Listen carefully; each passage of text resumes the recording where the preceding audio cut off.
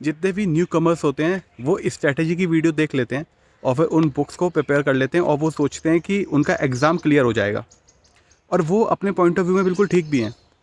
But इस video का purpose है कि स्ट्रैटेजी के अलावा जो आपका एक माइंड सेट होना चाहिए, क्योंकि बुक्स पढ़ने के अलावा आपकी एक लाइफ भी है ना, उसमें भी आपका एक स्ट्रगल चलेगा। ठीक है, तो जो आप जिस टाइम से अपने प्रिपरेशन में स्टार्ट किया और जब आपकी जॉइनिंग आती है या फिर आपकी जॉब लगती है, तो इस पूरे सिनेरियो में जो एक स्ट्रगल होता है ना गवर्नमेंट जॉब एस्पिरेंट का, तो वो मैं आपसे कुछ शेयर करना चाहता हूँ, जिससे कि जो न्यू कमर्स है ना, जो आने वाले स्टूडेंट्स हैं, मेरे छोटे भाई हैं या मेरे को दोस्त मान सकते हैं वो, तो उन लोगों को ये आइडिया लगे कि वो किस थ्रू से, या मतलब उनका जो पेन है या फिर उनका जो स्ट्रगल है वो कैसा होने वाला है, जिससे कि वो जो है प्रिपेयर कर पाए अपने आप को और आइडिया लग पाए उनको कि वो कैसे इसको और बेटर तरीके से हैंडल कर सकते हैं। तो चलिए इस वीडियो को स्टार्ट करते हैं। तो पहले तो क्वेश्चन ये आता है कि why you should prepare for a government job. ठीक है, क्यों करनी चाहिए गवर्नमेंट जॉब की प्रिपरेशन? तो कुछ बहुत ही क्लिशे आंसर्स होंगे ये तो, क्योंकि सबको पता ही होती है कि क्यों करनी है। या फिर जैसे आपका ये हो सकता है जॉब सिक्योरिटी है एक बड़ा इशू आज के टाइम में, इकोनॉमिक डिप्रेशंस और इस सिनेरियो रहता है, तो जॉब सिक्योरिटी एक बहुत बड़ा इशू हो जाता है किसी के लिए। फिर होता है आपका एक social recognition, specially north India अगर आप हैं तो आपको पता ही होगा कि गवर्नमेंट जॉब्स अगर कोई करता है, गवर्नमेंट जॉब में है, किसी डिपार्टमेंट में, किसी मिनिस्ट्री में जॉब करता है, या कहीं पे इनकम टैक्स इंस्पेक्टर है, या फिर और भी अच्छी अच्छी पोस्ट जो होती हैं, अगर होता है तो एक रेस्पेक्ट होती है सोसाइटी के अंदर उसकी, क्योंकि हमारी सोसाइटी इस तरीके से बनी हुई है। बहुत ही जस्टिफाइड तो नहीं है ये चीज़, बट ये होता है सोसाइटी के अंदर कि जब भी आपको पता चलता है कि कोई मिनिस्ट्री के अंदर जॉब कर रहा है तो आप इन्फ्लुएंस हो जाते हैं, बहुत इंप्रेस हो जाते हैं, या सोसाइटी उसको रेस्पेक्ट देती है बहुत ज़्यादा। तो ये एक सोशल एक्सेप्टेंस का जो फैक्टर है ये बहुत ज़्यादा क्रूशियल रोल प्ले करता है। उसके अलावा सैलरी तो डिसेंट होती है, सैलरी कोई बहुत ज़्यादा हाई तो नहीं है। ठीक है, तो डिसेंट सैलरी होती है, बट ठीक है, तो ये भी एक मोटिवेशन हो सकता है किसी के लिए। और उसके अलावा ये होता है कि लाइफ एंड वर्क का जो बैलेंस है ना वो काफ़ी अच्छा होता है। क्या होता है कॉर्पोरेट सेक्टर्स में किसी किसी जॉब्स में ना बहुत ज़्यादा वर्कलोड होता है, तो क्या होता है वहाँ पे ना कि आपकी जो हेल्थ ख़राब होने लगती है, आपके रिलेशंस ख़राब होने लगते हैं, आप पेरेंट्स को, अपनी फैमिली को टाइम नहीं दे पाते, तो ये सारे इश्यूज़ होते हैं। लेकिन जब आप गवर्नमेंट जॉब में जाते हैं या उनमें, तो आपका ये रहता है माइंडसेट कि हाँ मुझको काम भी करना होगा, लेकिन उसके अलावा मेरे पास जो फैमिली के लिए अच्छा खासा टाइम होगा स्पेंड करने के लिए। तो इसकी वजह से लोग जो है गवर्नमेंट जॉब में आना पसंद करते हैं। तो गवर्नमेंट जॉब में आना पसंद तो करते हैं, बट इसके साथ डाउन साइड क्या है इसकी, मतलब कि क्या चीज़ें हैं जो उनको जब इस जर्नी में आएंगे वो, तो उनके लिए स्ट्रगल भरी रहने वाली हैं। तो अब उस पर फोकस करते हैं हम लोग। ठीक है, तो देखिए सबसे पहला जो रहता है ना कि आप इस प्रिपरेशन में आए तो आप क्या देखेंगे, स्टैटिक्स देखेंगे, डेटा देखेंगे। तो अराउंड अभी भी जो 2020 का जो CGL का फॉर्म आया था, तो उसमें अराउंड 22 लैक्स लोगों ने फॉर्म फिल किया है। उसमें से 10 लाख 12 लाख जो अराउंड है ना, 10 से 12 लाख लोग तो पेपर देंगे, और उसमें से अल्टीमेटली जो जॉब मिलती है वो कितनों को मिलती है, 8,000 को मिलेंगी या 9,000 को मिलेंगी। अभी तो टेंटेटिव वैकेंसीज जो आई है वो 6,500 अराउंड है CGL की। ठीक है, तो यानी आप देख लीजिए 6,000 7,000 लोगों को जॉब मिलेगी अप्रॉक्सीमेटली, बढ़ के 8,000 तक हो सकती हैं, बट अभी मान लेते हैं 6-7 हज़ार वैकेंसीज़ हैं। ठीक है, तो 6-7 हज़ार वैकेंसीज़ हैं और आपको करीब 12 लाख लोग जो है एग्ज़ाम में बैठ रहे हैं, तो कंपटीशन इज़ ह्यूज, कंपटीशन बहुत ज़्यादा है। ठीक है, अब इसके बाद क्या होता है, ये तो एक फैक्टर हो गया। फिर आपका आता है करप्शन। करप्शन भी होता है। आपको मालूम है कि 2017 का जो CGL था उसमें कितना ज़्यादा लोगों ने कैंपेनिंग की थी और कितना प्रोटेस्ट किया था, और CBI ने भी जांच की, लेकिन अल्टीमेटली क्या होता है ना कि जो इतनी बड़ी कमीशंस होती हैं ना, उनको चैलेंज करना और केस जीत पाना ना बड़ा डिफ़िकल्ट होता है। तो अल्टीमेटली यही प्रूव हो जाता है कि सारा जो पेपर था वो क्लियर हुआ था, जबकि सबको पता है कि कितने स्क्रीनशॉट और बाहर आए थे, और कैंडिडेट्स के नाम भी बाहर आए थे, और जो है कुछ उसके जो कॉन्स्पिरेटर थे वो सुसाइड भी किया किसी एक ने। तो जो पिक्चर थी वो ब्लैक एंड वाइट नहीं थी, वहाँ पे कुछ ना कुछ ज़रूर ऐसा ग्रे था कि लेकिन वो फिर भी वहाँ पर जो हमारा केस था ना, जो लोगों ने पिटिशन की थी वो हार गए उस केस को, और SSC जीत गई। अल्टीमेटली क्लीन चिट मिल गई वहाँ पर एग्ज़ाम को, और वो जो है एग्ज़ाम जैसा का जैसा वही पास हो गया। और तो उसमें क्या हुआ ना, उसमें टाइम बहुत ज़्यादा वेस्ट हुआ। और ऐसा नहीं है कि ये 2017 में हुआ है, जो कोर्ट केसेस होते हैं ना वो गवर्नमेंट जॉब्स में लगते ही रहते हैं, नाउ एंड देन केस चलते ही रहते हैं किसी ना किसी, कभी हाई कोर्ट में चलेगा, कभी सुप्रीम कोर्ट में चलेगा, तो केस तो चलते ही रहते हैं यहाँ पे। तो उसकी वजह से क्या होता है, हमारा जो प्रोसेस है ना वो बहुत ज़्यादा डिले होता है।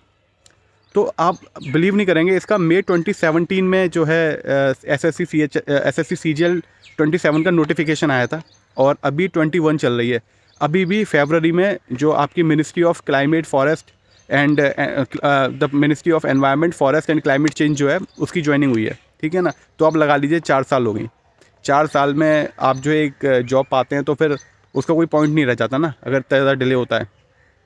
ठीक है, अब उसके बाद क्या है, उसके बाद तो ये है कि ये तो जब सिनेरियो जब आप फर्स्ट अटैम्प्ट में क्लियर कर लेते हैं, ठीक है, आप फर्स्ट अटैम्प्ट में क्लियर कर लें और वो पोस्ट मिल जाए आपको जो आप चाहते हैं, जो कि बहुत रेयर सिचुएशन होती है। ठीक है, क्योंकि अगर हम माने या ना माने, मोर और लेस हम लोग एवरेज ही हैं कहीं पर। ठीक है, अब हो सकता है कोई सोचे कि नहीं मैं एवरेज नहीं हूँ, मैं तो इंटेलिजेंट हूँ बहुत ज़्यादा, तो हो सकता है आप हों 1% केसेस में मान सकते हैं, या फिर ऐसा भी हो सकता है कि आप एवरेज हों और ओवर कॉन्फिडेंट भी हों। ठीक है ना, जोक अपार्ट।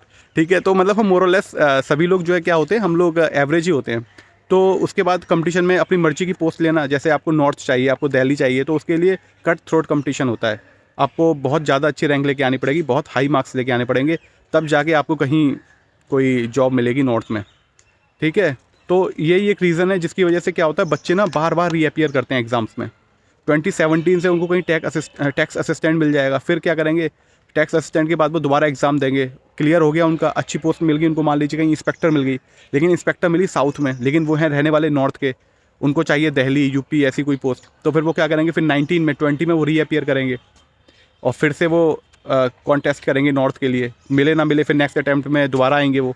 ठीक है ना, तो इस तरीके से ये गेम चलता रहेगा और 5 से 6 साल 7 साल ये चलता ही रहता है।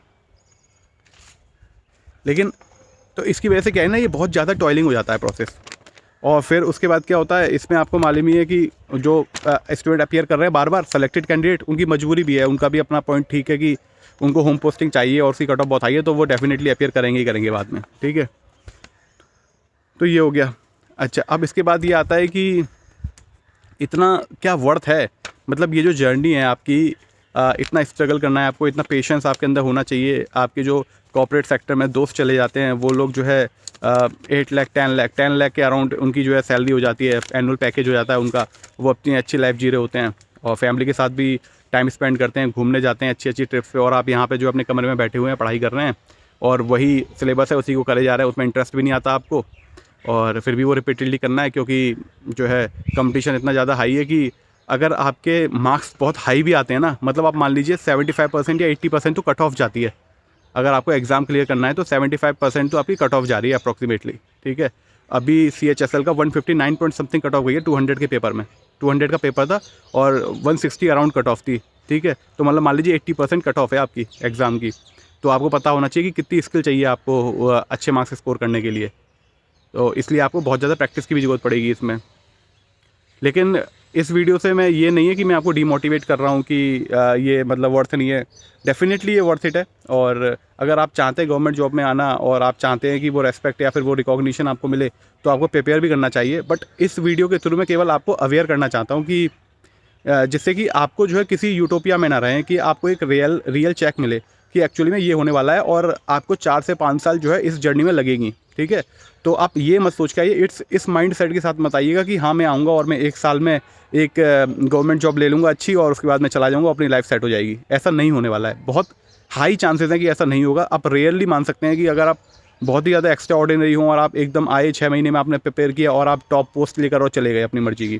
ठीक है, अगर उस केस में तो वेल एंड गुड है, तो कोई इशू ही नहीं है। लेकिन अगर आप जो मेजॉरिटी ऑफ द केसेस होने वाले हैं उसमें यही है कि आपको देना पड़ेगा एग्ज़ाम बार बार, और आपको जो है बार बार लॉन्ग टर्म है, इसमें आपको जो है स्ट्रगल होगा आपका, इतना आसान नहीं है मतलब कि आप केवल आए और आपको जॉब मिल गई। ठीक है, तो आपको एफर्ट्स पुट इन करने पड़ेंगे। इसके लिए आपको पेशेंस होना बहुत ज़रूरी है, आपके लिए आपको परसिवरेंस होना बहुत ज़रूरी है कि आप जो है हार ना मान जाएं। जो आपके स्ट्रगल्स हैं जो आप फेस कर रहे हैं, उनको जो है कभी हार ना मानते हुए या फिर नेवर गिव अप एटीट्यूड के साथ आप जो है उनको जो है फेस करते रहें और उनके डील करते रहें और सीखते रहें कि कैसे हमको ओवरकम करना है उनको।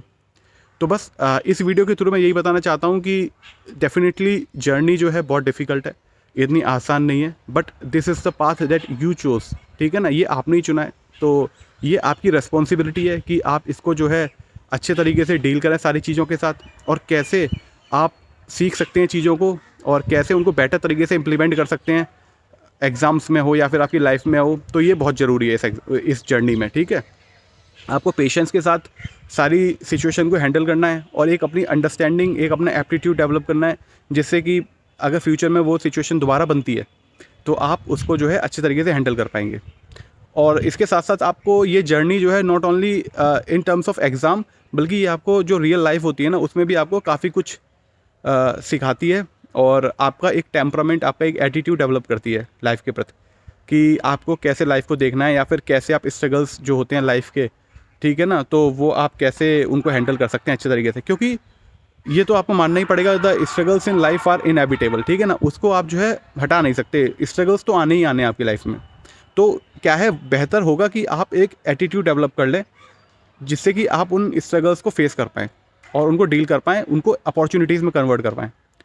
तो आई होप आपको ये वीडियो अच्छी लगी होगी। तो इसी वीडियोस को अगर आप चाहते हैं कि ऐसी वीडियोस आपको मिलती रहें, तो चैनल को सब्सक्राइब कर लीजिए, और एजुकेशनल कंटेंट भी डालते हैं। आज मैंने मॉर्निंग में CHSL का जो 12 अक्टूबर की सेकंड शिफ्ट है उसका क्वांट सेक्शन सॉल्व किया था मैंने, तो वो मैंने डाला है। उससे पहले 12 शिफ्ट का जो रीजनिंग है और मैथ है, मैं वो भी सॉल्व कर चुका हूँ।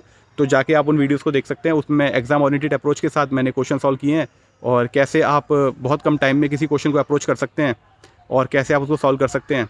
तो वो बहुत इंपॉर्टेंट चीज़ है, तो वो भी आप जाके देख सकते हैं। और अगर आप चाहते हैं कि इसी तरीके की वीडियोस मैं लेके आता रहूँ, या फिर आपको जो है बताता रहूँ कि कैसी लाइफ है एस्पिरेंट्स की, या फिर क्या स्ट्रगल होगा, या फिर क्या माइंडसेट होना चाहिए आपका while preparing for government jobs, तो keep supporting and keep watching. Thank you.